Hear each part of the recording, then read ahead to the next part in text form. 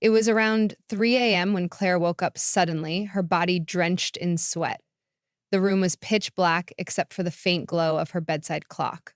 At first, she thought it was just another restless night, but as she tried to move, she realized something was wrong. She couldn't move. Her arms, legs, even her head were frozen in place. Panic set in as she struggled internally, trying to will her body to respond, but it felt like she was trapped in a straitjacket. That's when she noticed it. The presence. At the corner of her room, near the old rocking chair she kept by the window, was a dark figure. At first, Claire thought it was the trick of the shadows, the kind that you dismiss after turning on the light. But the shadow felt alive. It didn't move at first. It just stood there, looming and watching. Its shape was vaguely human, but distorted, like it was shifting ever so slightly, as if deciding what it wanted to be. Claire's chest tightened as if something heavy was pressing down on her. She tried to scream, to call out for help, but her voice wouldn't come. All she could manage was a strained breath, barely audible. The shadow began to move. It glided, noiseless and slow, closer to her bed. Claire's heart pounded so loudly she thought it might burst. Her mind raced with thoughts. Is this real? Am I dreaming? But everything felt too vivid. The smell of the night air through her open window. The sound of her neighbor's dog barking faintly in the distance. The shadow leaned over her. Its face, or what should have been a face, was an empty void. Claire could feel its presence pressing down on her chest, suffocating her. Tears welled up in her eyes as she fought desperately to wake up or break free, but her body remained paralyzed. And then it spoke. The voice was a whisper, but it felt like it was inside her head. You can't run. You can't hide. Claire's mind screamed in terror. She focused all her energy on moving, even just a finger, anything to break free. Suddenly, her pinky twitched. That small motion broke the spell. With a gasp, Claire sat up, her body trembling. The shadow was gone. Oh, the room was silent except for her own ragged breathing. She looked around, her eyes darting to every corner of the room. Nothing. The clock now read 3:07 a.m. Claire spent the rest of the night with the lights on, too scared to close her eyes.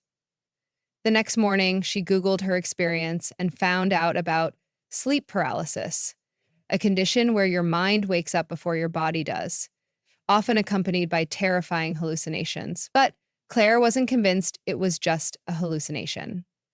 The memory of the shadow's presence felt too real. She never kept the rocking chair in her room again.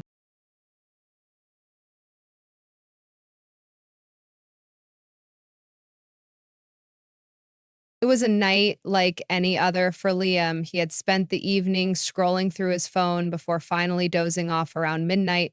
The next thing he knew, he was awake. But something was wrong. Liam's eyes were open, but his body wouldn't move.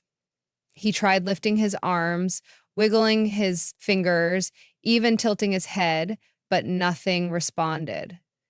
Panic crept in as he realized he was completely paralyzed. At first, he thought it was just a weird dream, but the details of his room were sharp and vivid.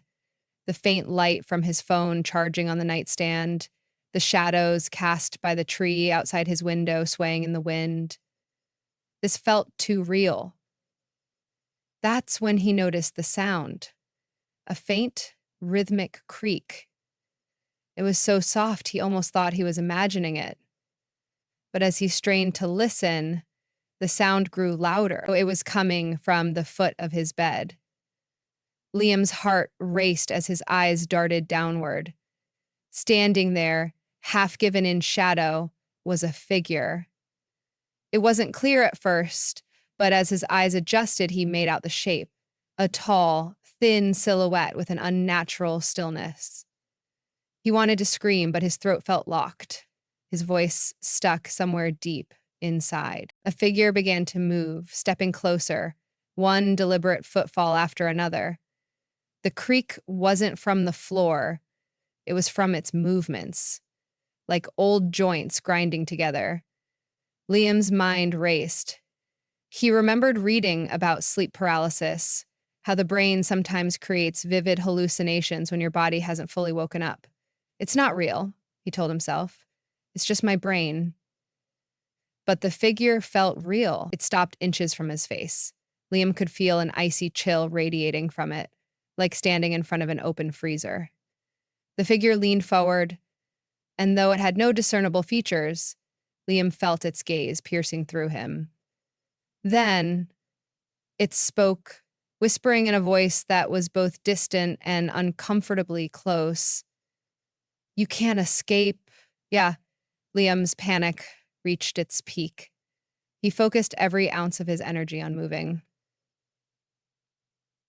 First, his finger twitched. Then his arm jolted. With a gasp, he bolted upright, his body finally breaking free. He sat there, drenched in sweat, his heart pounding like a drum. The room was silent, the figure gone. He looked around, his breath coming in shaky bursts. The clock on his phone read 3:14 a.m. Liam didn't sleep again that night. The next day, he read up on sleep paralysis and reassured himself it was all a product of his mind. But even as he convinced himself it wasn't real, he couldn't shake the feeling of that icy presence lingering near his bed. And every now and then, in the middle of the night, he thought he heard that faint, rhythmic creak.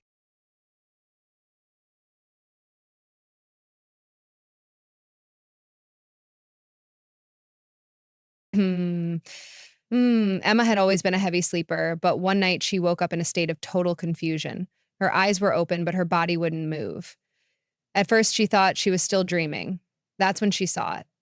Something small and eerie standing at the edge of her bed. It was Chucky.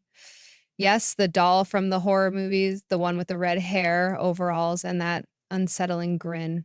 But instead of holding a knife or plotting something sinister, Chucky was rifling through her blankets. Emma blinked, or at least tried to, unsure if she should feel terrified or insulted. What was he doing? That's when she realized he was trying to steal her pillow. Of all the things in her room, her laptop, her phone, even her stash of snacks, this murderous doll had chosen her old, slightly lumpy pillow. Emma felt a bizarre mix of fear and annoyance. Really, Chucky? That's the best you've got? Sorry. She wanted to yell, but her body wouldn't respond. Chucky paused, clutching the pillow, and tilted his head toward her. His wide, sinister grin seemed to grow larger. Emma's heart was racing. Was he mocking her? Gloating over his weird heist?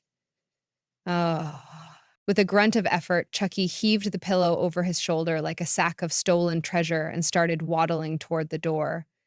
Emma couldn't believe her eyes. Was this even real? As he reached the doorway, he turned back for one final look, his grin even more mischievous, as if to say, "Better luck next time, sucker." Then he vanished into the darkness, pillow and all. The moment he disappeared, Emma felt the paralysis lift. She sat up, gasping for air and wildly looking around. The pillow was still there, slightly askew, but very much on her bed. The next morning, Emma told her roommate about the experience. "You won't believe this, but I had sleep paralysis last night and Chucky tried to steal my pillow."